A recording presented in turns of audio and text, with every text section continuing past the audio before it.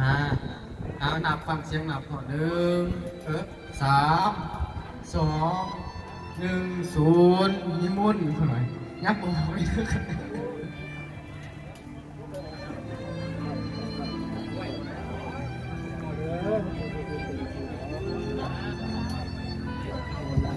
เวลานี้ก็คือว่า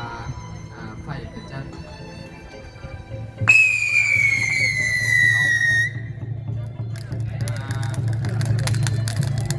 สุดท้ายสรีระสังขารของคนทุกคนก็ยอม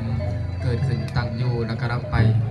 แต่สลายในที่สุดกระดังทีหมู่เฮาได้เห็นในปัจจุบันนี้เนาะอันนี้ก็คือว่า